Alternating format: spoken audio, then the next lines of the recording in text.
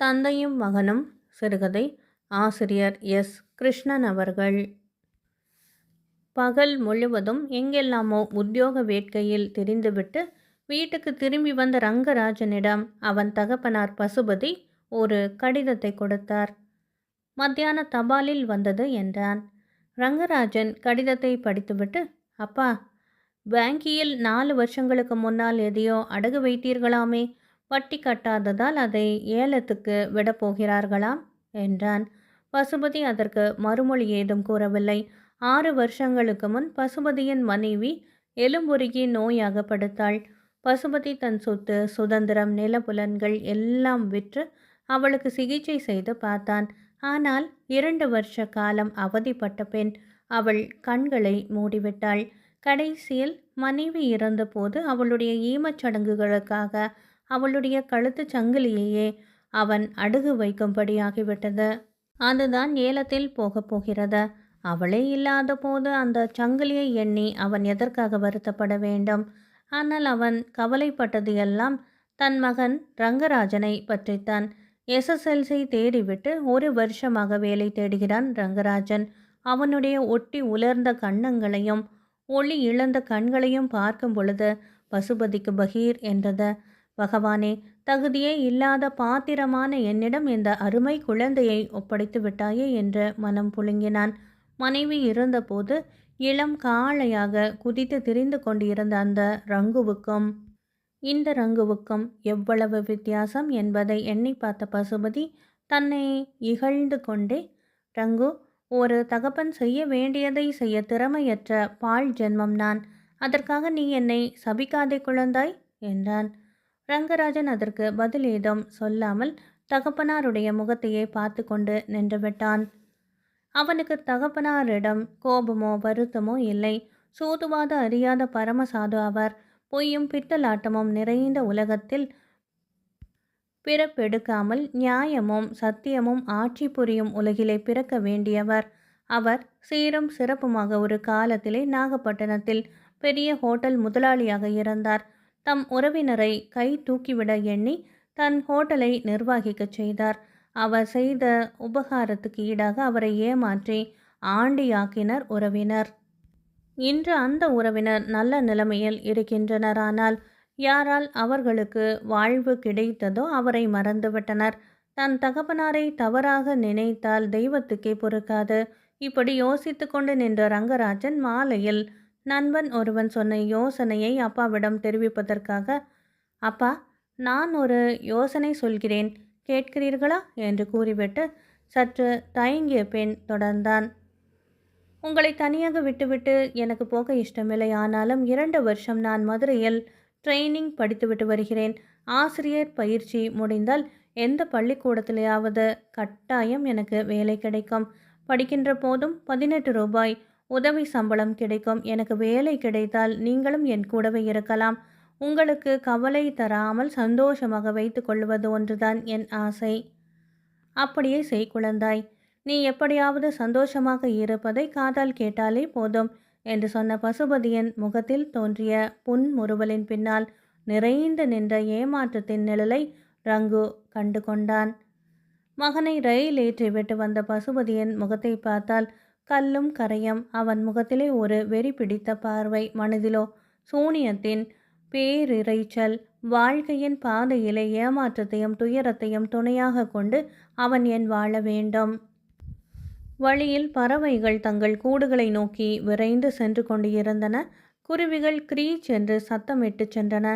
பகல் முழுவதும் பிரிந்து இருந்த பின் தன் குஞ்சுகளை பார்க்க போகும் நினைப்பே அவைகளுடைய இறக்கைகளுக்கு அவ்வளவு வலுவும் உள்ளங்களுக்கு அத்தனை ஆவலும் தந்தன போலும்.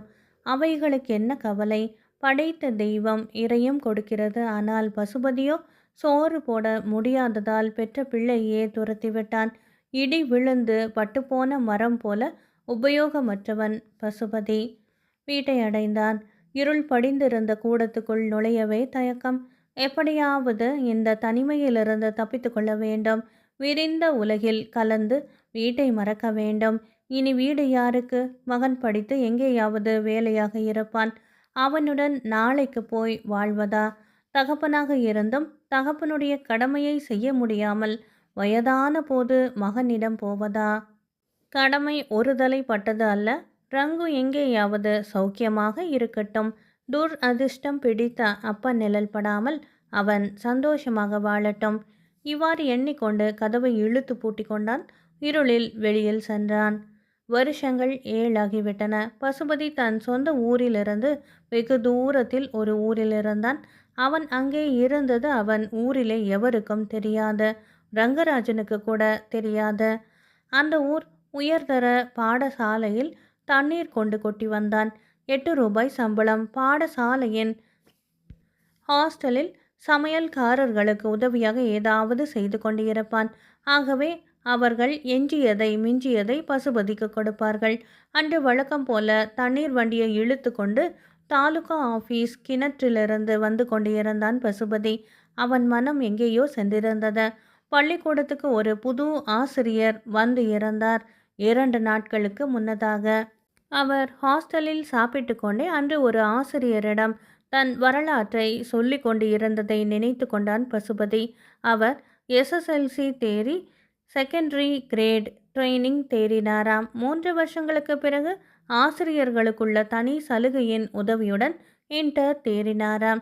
கல்லூரியில் சேராமலே 4 வருஷங்களுக்கு பிறகு பிஏயும் தேறினாராம். பிறகு சென்ற வருஷம் எல்டி ட்ரைனிங் தேறினாராம். ஒரு கால் ரங்கராஜனம் அப்படி தேறியிருக்கலாம் அல்லவா? படிப்பிலே அளவில்லாத அக்கறையுடையவன் ரங்கு. இப்படியே கற்பனைகளில் மூழ்கி இருந்ததால் அவன் தண்ணீர் வண்டி மேட்டிலிருந்து கீழே இறங்குகிறது என்பதை மறந்து போனான். வண்டி அவனை கீழே தள்ளியது. அவன் விழாவிலே ஒரு கல் தாக்கிற்று. வெளியே காயமொன்றும் இல்லை. ஆயினும் நன்றாக வலித்தது. ஆசை கடிமையாக நான் மறுபடியும் ரங்குவை நினைத்தது தவறு என்று பகவானை கற்பித்தார் என்று தன் மனதை தேற்றிக் கொண்டான். பசுபதி அந்த 7 வருஷங்களில் தலைமை ஆசிரியரிடம் நன்றாக பழகினான். அவர் தாமாகவே முதலில் உனக்கு யாருமே இல்லையா பசுபதி என்று கேட்டார். எனக்கு ஆண்டவன் இருக்கிறான் சார் என்றுதான் அன்று அவருக்கு மறுமொழி அளித்தான் பசுபதி. பரம பக்தரான ஹெட்மாஸ்டரும் ஆமாம் உனக்கும் எனக்கும் எல்லோருக்குமே உறுதுணை அவன்தான் என்றார் புன்முறுவலுடன். பசுபதி தன் வேலையை கவனிப்பான். இந்த 7 வருஷங்களில் எத்தனை ஆசிரியர்கள் வந்தனர் போயினர். ஆனால் பசுபதி அவர்களிடம் பேசியது இல்லை. இந்த காலத்துக்குள் பசுபதி எவ்வளவோ மாறிவிட்டான். அவன் தலை நரைத்துவிட்டது. கண்கள் பள்ளத்திலே விழுந்துவிட்டன. அவன் இறைத்து கொண்டே இருந்தும் தாலுகா ஆபீஸ் கிணற்றிலே இன்னும் நீர் நிரம்பியே இருக்கிறது என்ற விஷயம் புரியாத கீழ் வகுப்பு சிறுவர்கள் அவன் காதில் விழும்படி பேசிக்கொள்வதை கேட்டு இருக்கிறான். ஆயிரக்கணக்கில் மாணவ மாணவிகள் தாக சாந்திக்காக தண்ணீர் கொடுத்த புண்ணியத்துக்காக சித்ரகுப்தன் தன் கணக்கு புஸ்தகத்தில் பசுபதிக்கு சொர்க்கத்தில் இடம் இருப்பதாக குறித்து கொண்டு இருக்கலாம். ஆனால் இந்த பிறவியில் உடல் நோக உழைத்து அரை வயிற்றை நிரப்பவும் ஒரு சிறு குடிசையில் புழுங்கவுமே அவன் கொடுத்து வைத்திருந்தான். சில மாதங்களுக்கு முன்னால் தண்ணீர் வண்டியுடன் விழுந்ததால் ஏற்பட்ட வலி குறையவில்லை. அதிகமாகிக் கொண்டுதான் அது வந்தது. தாலுகா ஆபீஸ் கிணற்றிலிருந்து வண்டியை தள்ளி கொண்டு வரும் பொழுது மிகவும் சிரமமாக இருக்கும். வழியிலுள்ள மேடு நந்தனுக்கு வழிமறுத்த நந்தியைப் போல மலைப்பை தரும். இன்னும் வெகுநாள் இப்படி உழைத்து கொண்டு அவனால் இருக்க முடியவா போகிறது? இந்த சந்தர்ப்பத்தில் இவனிடம் அன்பு வைத்திருந்த தலைமை ஆசிரியர் வயதாகி வேலையிலிருந்து விலகி கொண்டார். அவர் புது தலைமை ஆசிரியரிடம் இவன் தானாக வேலையை விட்டு விலகாத வரையிலும் இங்கேயே வைத்து கொள்ளுங்கள், பாவம் இவன் ஒரு அகதி என்றார். ஆனால் பசுபதிக்கு மேலும் வேலை செய்ய இஷ்டமில்லை. அவன் உடம்பு தள்ளவில்லை. கடைசி காலத்தில் பிறந்த வீட்டுக்கு போய்விட வேண்டும் என்று அவன் எண்ணிக்கொண்டான். ஊரை அடைந்தான். அவன் வீடு பூட்டி கிடந்தது. திறந்து பார்த்தான். உட்புறம் இடிந்து போயிருந்தது. யாரும் கவனிப்பார் இல்லை. மழை தண்ணீர் விழுந்து தேங்கி நின்றதால் தரையிலே பள்ளங்கள் தோன்றியிருந்தது. பொருளற்ற கவலை தண்ணீரால் பள்ளம் விழுந்த அவன் உள்ளம் போல பாழாகி இருந்தது தரை. அந்த வீட்டை அவனால் சரி செய்ய இயலாது. அதே போல தன் உடலையும் சரி செய்ய முடியாது. அதற்கு திறமையுள்ள ரங்கு எங்கே இருக்கிறானோ?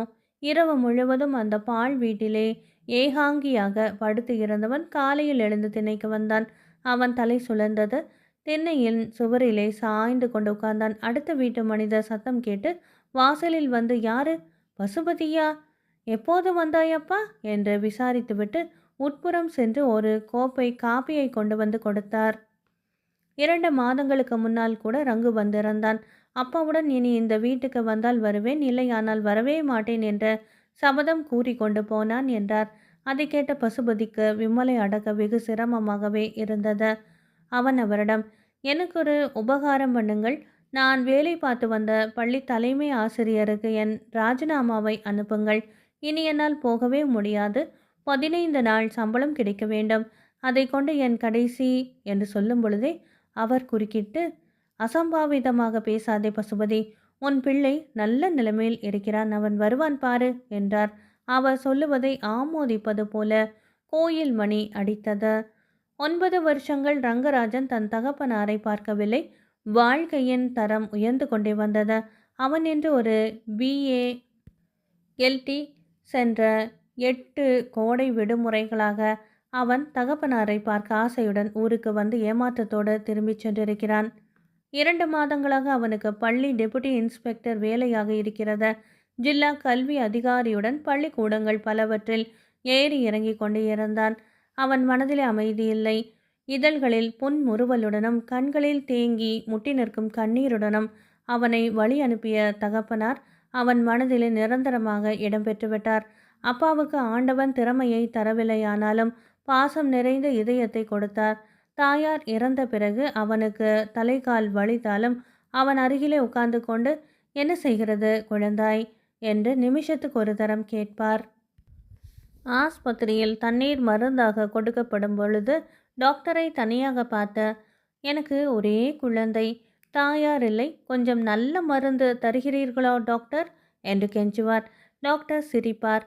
சில சமயம் சீறி விழுவார். சில சமயம் கம்பவுண்டர், ஓய் பைத்தியம், இங்கே எல்லோருக்குமே ஒரே மாதிரி மருந்து தான் கொடுப்பார்கள் என்று கிண்டல் செய்தாலும் பொருட்படுத்த மாட்டார்.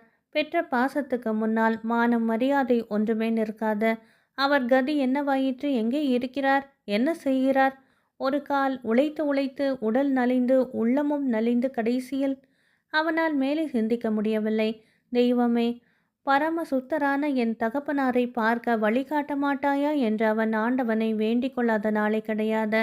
என்றைக்காவது ஒரு நாள் நாம் நம் தகப்பனாரை பார்ப்போம் என்ற நம்பிக்கை மட்டும் அவனை விட்டு அகலவே இல்லை. ஜில்லா கல்வி அதிகாரியுடன் அந்த உயர்தர பாடசாலையை பார்க்க வந்திருந்தான் ரங்கராஜன். தலைமை ஆசிரியரின் அறையில் உட்கார்ந்து கொண்டு அவன் ரெக்கார்டுகளை பார்வையிட்டு கொண்டிருந்தான். அப்பொழுது பள்ளி தலைமை குமாஸ்தா ஹெட்மாஸ்டரிடம் ஒரு கடிதத்தை நீட்டி, வாட்டர்மேன் பசுபதி எழுதியிருக்கிறான். உடம்பு பலகீனமாகிவிட்டதால் வேலையிலிருந்து விலகி கொள்கிறானாம். கணக்கு தீர்த்து அனுப்பும்படி கேட்டுக்கொண்டிருக்கிறான் என்றார். அப்படியே செய்யுங்கள். போன இடத்தில் படுத்துவிட்டானோ என்னமோ, பாவம் அனாதை என்று பரிதாபப்பட்டார் தலைமை ஆசிரியர். கடிதத்திலே தலைமை ஆசிரியர் கையெழுத்திட்ட பொழுது அந்த ஊரின் பெயர் தெரிந்தது ரங்கராஜனுக்கு.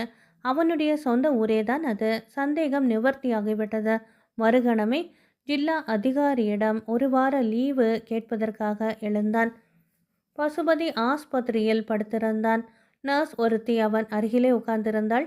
அடுத்த வீட்டுக்காரர் தன் செல்வாக்கை கொண்டு பசுபதிக்கு அந்த ஆஸ்பத்திரியில் ஆதரவையும் அன்பையும் தேடி தந்திருந்தார். ஆனால் அன்பாலும் ஆசையாலும் பசுபதியை இந்த உலகில் தேக்கி நிறுத்தும் திறமையை இழந்துவிட்டோம் என்று டாக்டரும் நர்ஸும் உணர்ந்திருந்தனர். சுய நினைவு இல்லாமல் மயங்கி கிடப்பான். நடுவே எதையோ நினைத்து கொண்டவன் போல கண்களை விரித்து பார்ப்பான். மறுகணம் கண்களை மூடிக்கொண்டு விடுவான். அப்பா என்று கூப்பிட்டு கொண்டு ரங்கராஜன் உள்ளே நுழைந்ததும் குரலை கேட்டு பசுபதி கண்களை திறந்தான். அவனை தழுவி கொண்டே ரங்கராஜன், அப்பா, இத்தனை வருஷங்களாக உங்களை தேடினேன். கடைசியில் இங்கேயே உங்களை பார்க்க கொடுத்து வைத்தேன் என்று ஏங்கினான். நீ நல்ல சமயத்தில் தான் வந்தாய் ரங்கோ. நான் உன்னை ஒரு முறை பார்த்துவிட்டு போகவே எண்ணியிருந்தேன். என்னால் நீ அடைந்து இருக்கும் துன்பத்தை மறந்துவிட குழந்தாய். மறுபடியும் அவல பிறப்பு எடுக்காமல் இருக்க ஆண்டவன் அருள் புரிய வேண்டும் என்று பிரார்த்தித்துக்கொள். நான் போகிறேன் என்று கூறிவிட்டு மேலே பேச முடியாமல் திணறினான் பசுபதி. அப்பா, உங்கள் இஷ்டப்படியே செய்கிறேன். இந்த பிறவியிலே நான் உங்கள் பிள்ளையாக இருந்தும் உங்களுக்கு செலுத்த வேண்டிய கடமையை செலுத்த முடியாத பாவி நான். மறுபிறப்பிலும் அதற்கு வழியே இல்லாமல் செய்கிறீர்கள் என்று கூறிக்கொண்டே ரங்கராஜன் கண்களை கடைசி முறையாக மூடும் தகப்பனாரை பார்த்தான். மறுகணம் அவர் மேல் விழுந்து, பகவானே, என் தகப்பனாருக்கு முக்தி கொடு, என்னை மன்னித்துவிடு என்று விம்மினான். அன்பானவர்களே, கிருஷ்ணன் அவர்கள் எழுதிய தந்தையும் மகனும் சிறுகதை நிறைவு பெற்றது. நன்றி.